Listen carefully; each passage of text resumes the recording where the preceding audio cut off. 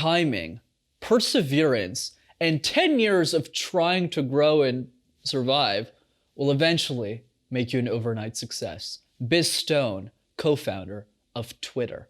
For all of the grand visionaries, for those who want to make a difference in the world, or for someone who just wants to share something to one person that matters, this video is for you.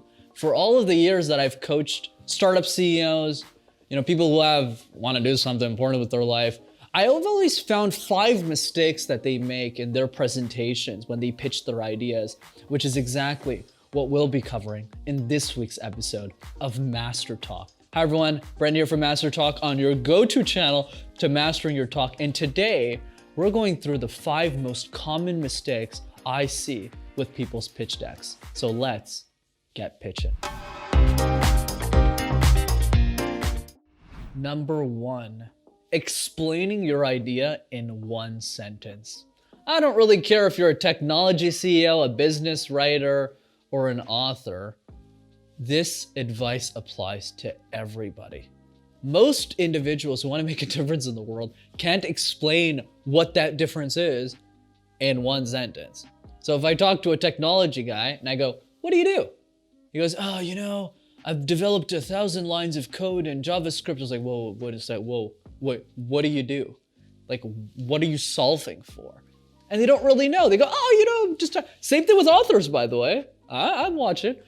What book are you writing? It's too complex. The dichotomy of the perpetuity. I was like, whoa, hey man, I'm just a boy. Just tell me what you're doing in one sentence. This is the biggest mistake I see most visionaries make. And the reason it is so important to summarize your ideas in only one sentence is because it allows you to always talk about it in a way that everyone understands it. Because if everyone understands your ideas, more people will say, "Oh, I can actually help you with this idea." But if nobody understands what you're talking about, what you're trying to achieve, nobody can help you. So there's 2 ways of explaining MasterTalk. One way is saying, MasterTalk is a YouTube channel I started to help the world master the art of communication and public speaking. Simple, clear, you know what it is, you either like it or you don't. But the worse way of doing this, or a way that's not so great, is saying, MasterTalk's like videos. They're like, wait, videos on what? Like, what are you trying to do? So figure out that one sentence. Figure out what is the best way of explaining that. And the best way to figure that out, by the way, is by asking yourself this simple question. How can I explain everything in only one sentence?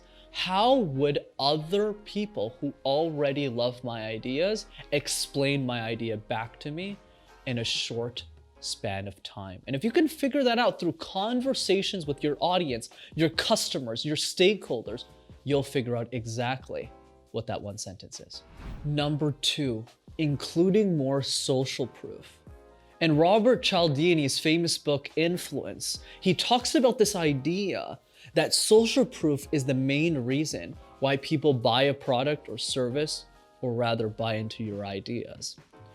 And I completely agree with him, and YouTube channel is a great example to demonstrate this. If you got 100 subscribers on the channel, getting somebody to subscribe is like climbing Mount Everest. You're like, please, I beg you, please subscribe, by the way, if you haven't. But the opposite is also true, right? If you have 100 million subscribers, the question is more, hey, isn't everybody subscribed to this channel? Why aren't you? So the same analogy applies to everything. Whether it's an iPhone, how do you not have an iPhone? Whether it's putting a nice suit on when you're at a fancy gala, it's using the social proof of other people who have seen success and the transformation of that success and their ideas that you need to share more of to the public. Whereas I find most people, whether they're a technology CEO or just a visionary in general, when they explain their ideas, they don't explain it from a transformational perspective. They just go, this is what the product does and it works. So yeah, what is this, like a hammer or something? No. When you explain your ideas, you need to explain the benefits. Why is this important to me? Why should I care about the idea? And the way you can do that is different. You can talk about the product benefits of what you're doing. You talk about the impact of those ideas, or the people that were impacted by those ideas. But if you have a combination, you try all of these different things, that will help build social proof and help other people say, oh, okay, well, if everyone else is doing it, I should probably do it too. And that's how you start to build authority and get people excited about what you have to share. Number 3, not enough research on competing ideas. If you're working on something important, chances are somebody else is too. The easiest way to communicate your ideas, ironically, is to see how everyone else is communicating your idea and seeing how you can do better. Airbnb is a great example of this. In 2005 or 6, if you slept at a stranger's house and paid them for it, that was very odd. But when Airbnb started and they talked to their users, they got to know them, they understood the core issue that was messaging and branding. How do we scale trust in a way that millions of people will want to share their ideas, will want to rent their room in their house for other people? That's the secret. But because Airbnb watched how other companies in their industry, whether it was hotels or other home sharing platforms, and how they communicated their ideas, they were able to take those lessons and say, this is the before and after. Before you got this mess where nobody wants to use a platform like Airbnb, and the future where millions of people want to use it. And by analyzing your competition, by watching their pitches, by understanding how they communicate what you care about, you can steal and get inspired from those ideas and make your pitch that much better. So as a lesson and as a key homework for all of you watching this, I highly recommend you look up your top 5 competitors, watch how they communicate, and ask yourself a simple question. What are they doing right? And what are they doing wrong? And why? Number 4, not enough questions answered or asked on the idea. When we think about questions, questions lead us to reflect and bulletproof our presentations. And the problem I see most founders make is that they don't invite themselves to those questions. They don't stay open-minded enough to say, oh yeah, just ask me about everything, poke holes in everything that I do. That's what you want to open your mind towards.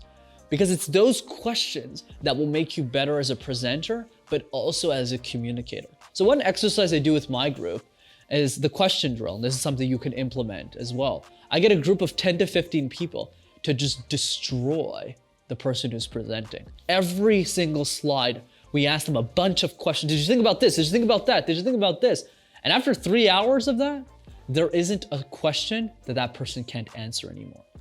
So when you've been asked every possible question that you can possibly be asked, you'll be ready for anything. So if you care enough about your ideas, I highly encourage you to get a group of friends, a group of colleagues together, and to ask each other really hard questions that you know that person didn't think of. So that way your idea gets refined and you become unstoppable.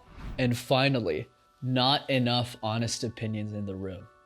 You know, it's funny, it's obvious feedback, but one most people don't implement.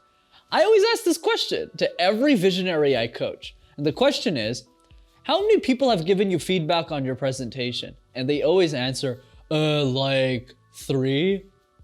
Okay, so let me get this straight. You want to change the world, you want to create a product or service that's going to impact millions of people across the world, and you've asked 3 people for feedback. Your mom, your sister, and your brother. Did I get that right? They go, yeah.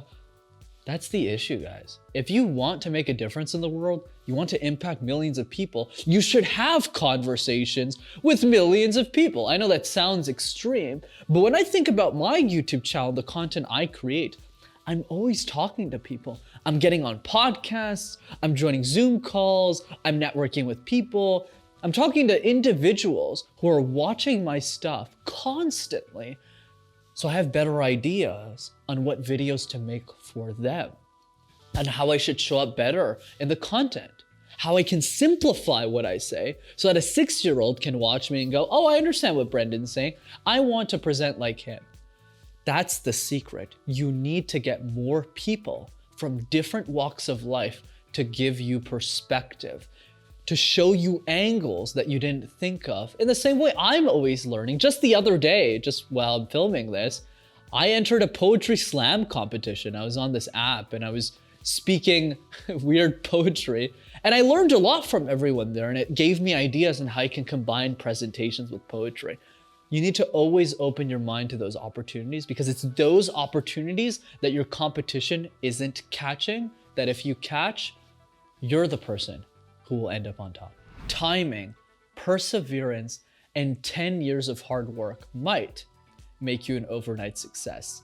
The difference between the best and the rest is not their gifts. It is their willingness to constantly be criticized, to figure out what is actually true, and to share an idea that will actually impact the world. So I challenge you all today, especially for those of you who made it to the end of the video, which I very much appreciate, to take these mistakes to heart so that you too can be a visionary. Not just a visionary that stays in their basement, but a visionary that gets out of that basement and shares something meaningful for everyone else to learn from. As always, if you enjoyed this week's episode of MasterTalk, be sure to subscribe to the YouTube channel and give it a like as well. I'd really appreciate it. And if you know anyone who's making mistakes in their presentations or their pitches, which is probably everyone, send them this video so that they'll be one step closer to sharing an idea that really matters.